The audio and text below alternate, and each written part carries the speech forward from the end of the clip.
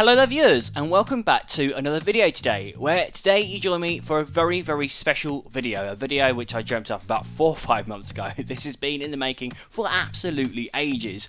As you may know, there is the Le Mans 24 Hours coming up this weekend, and to celebrate that, what I'm going to do is I'm going to go back in time, back to 1967, and I'm going to drive all different eras of Le Mans cars around the 1967 version of Le Mans and see which car is fastest. So I'm going to test for top speed, and I'm going to see which is the fastest car over the course of a lap. So it should be quite interesting.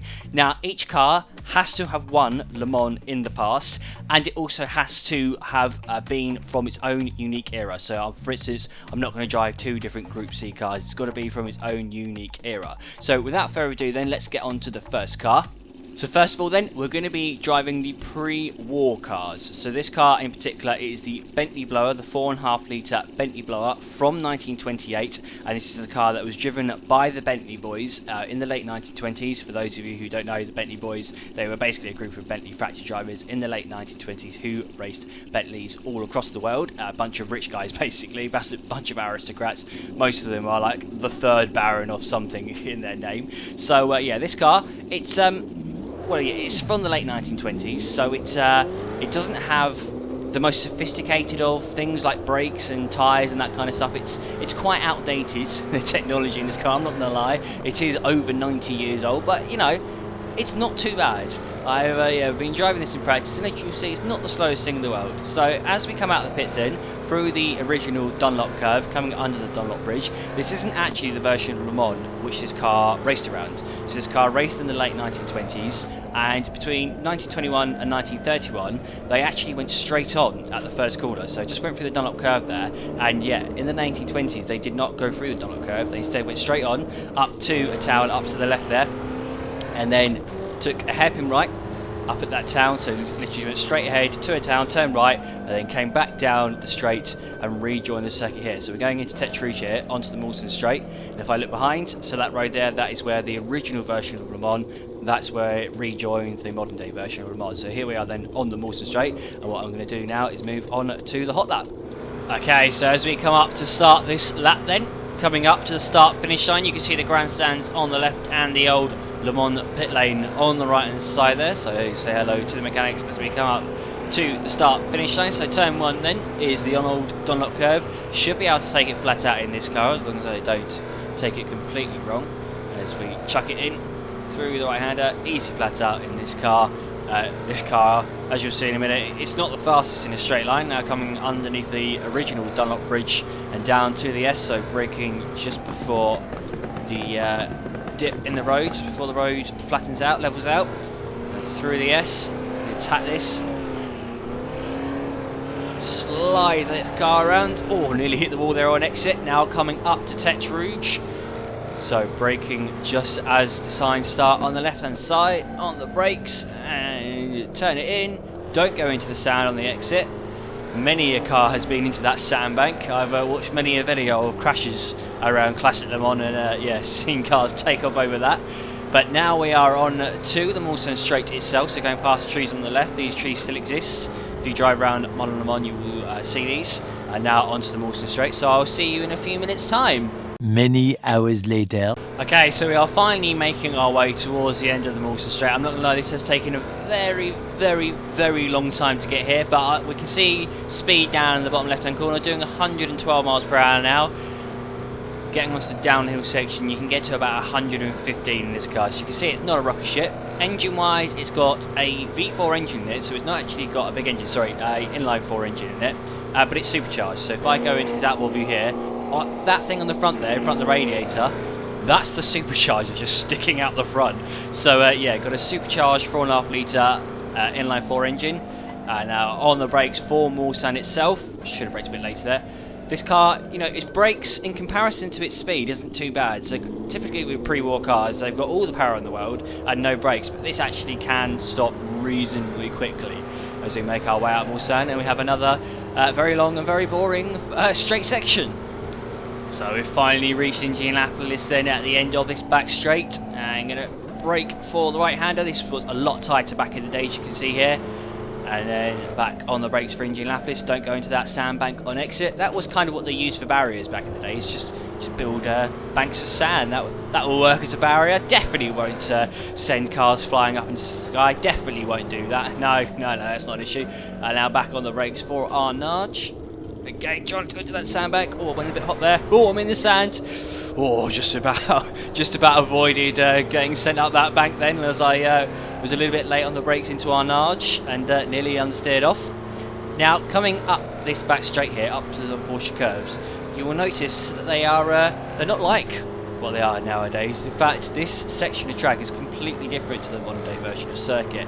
This road still actually exists. I've driven along it myself in real life when I visited Le Mans a few years ago.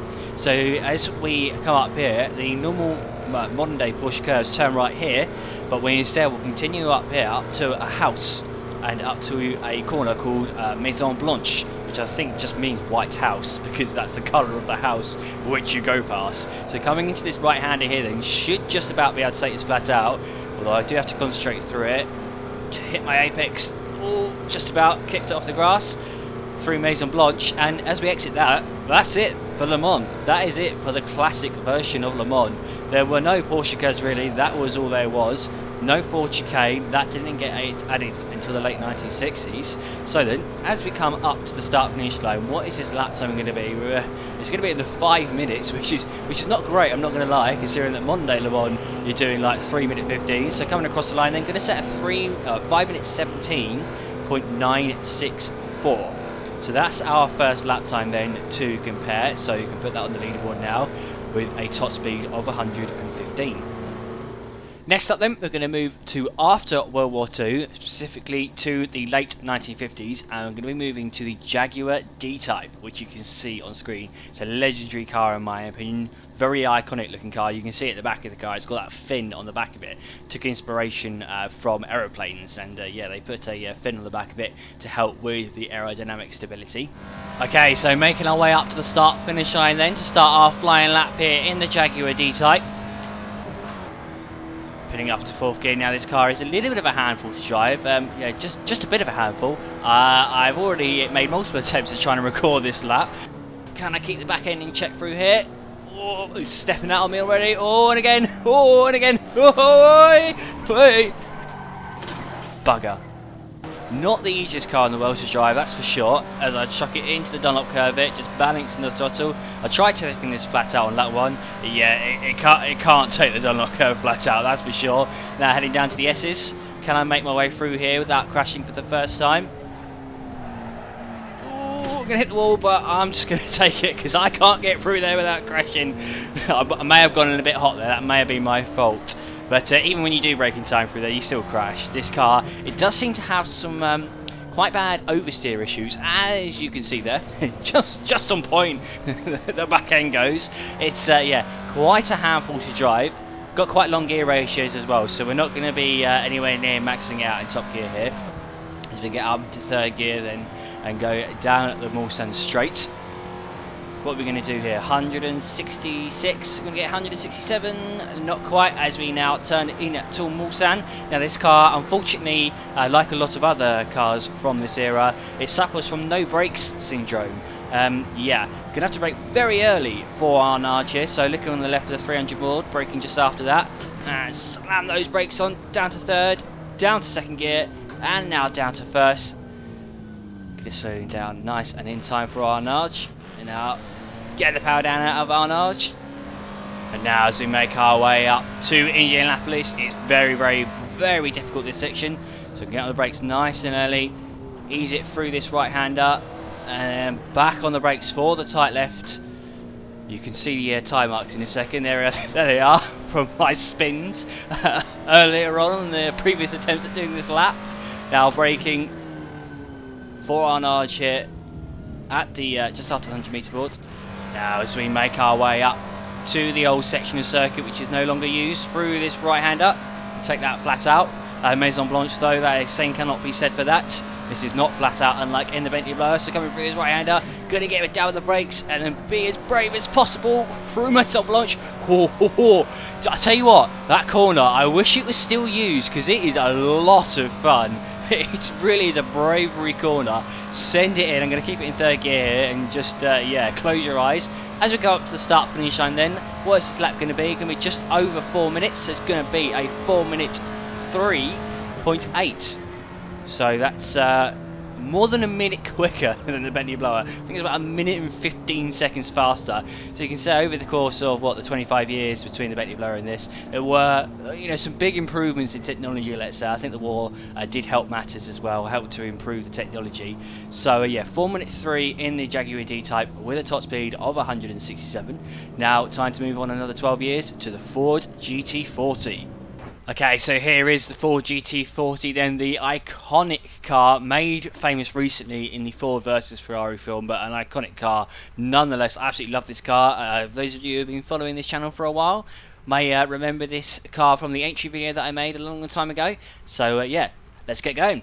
Okay, so making our way then out of Maison Blanche and up to the start finish line to begin our hot lap here in the Ford GT40. I'm specifically driving the Mark 1 version of the GT40 here, so this is the very car that won the 1968 and 1969 versions of Le Mans. As we come up to the Dunlop curve here, going to give it a bit of brakes down to 4th gear and chuck it through here.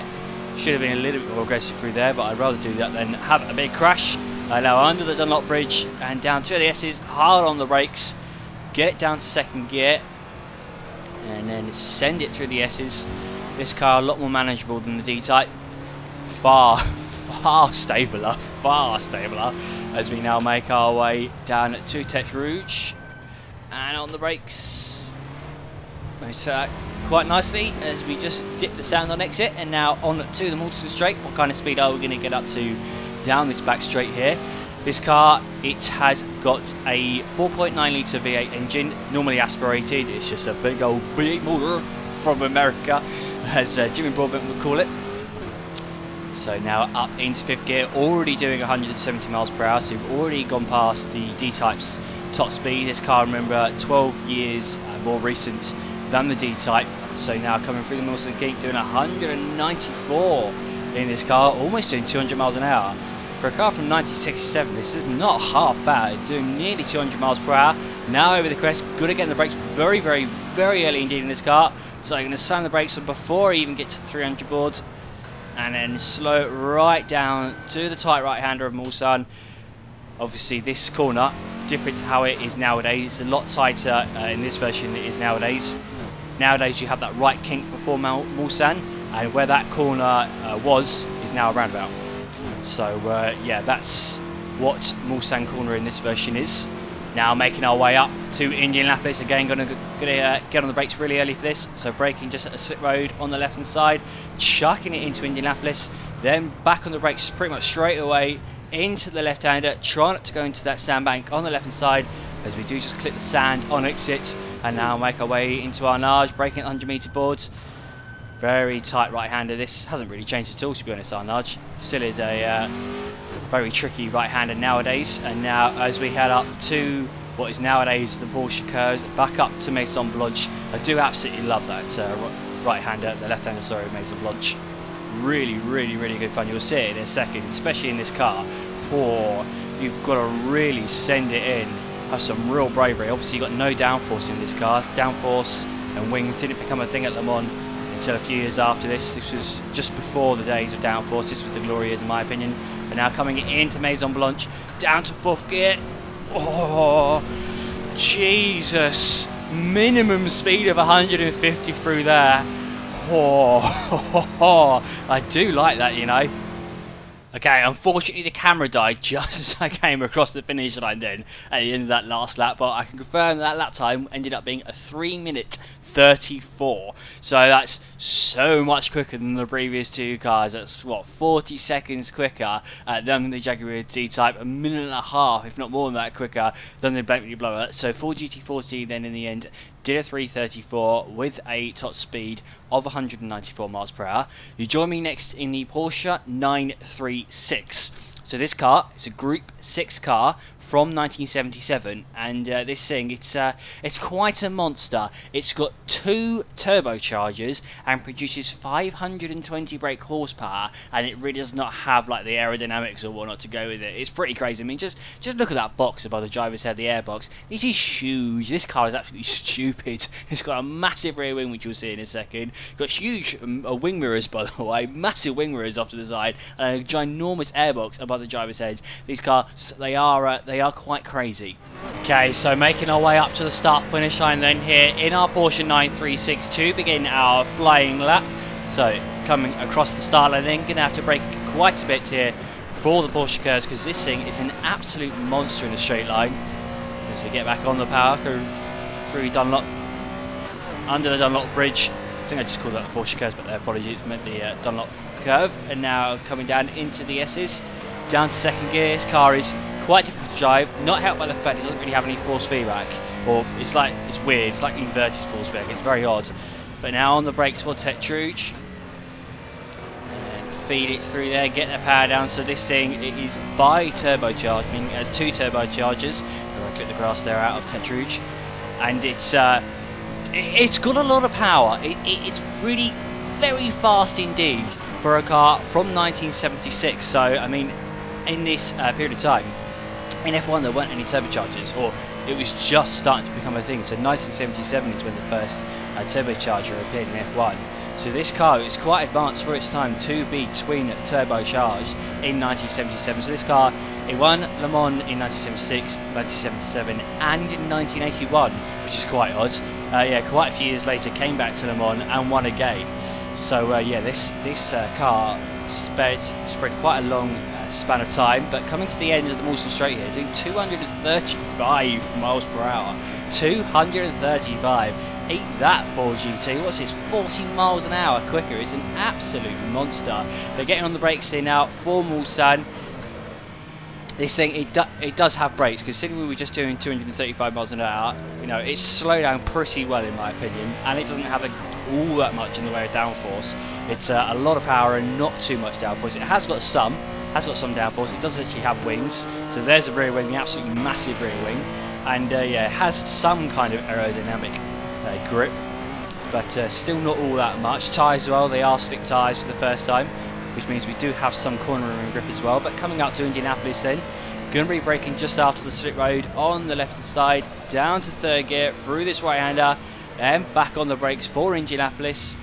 Turn the car in, and managed to take that alright. This thing's so much more stable than like the DType was, as I missed a gear there. And down into one large. Like I say, this is very difficult to drive with this force feedback. It's not quite right. I'm getting a lot of oscillations down the straights, and then not much information through the corners.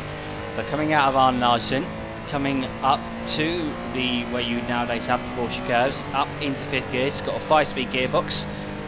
As we now head through this right-hander, and Maison Blanche in this car it's scary. I wouldn't say it's fun, it's scary, that's for sure. So coming into this right-hander then, down to 4th gear, on the grass. It's too fast for my liking now. 150 in that 4GT with a bit of sliding. I really like that. In this car, it's just silly. It's just one blur. You're just going to close your eyes and hope it goes well.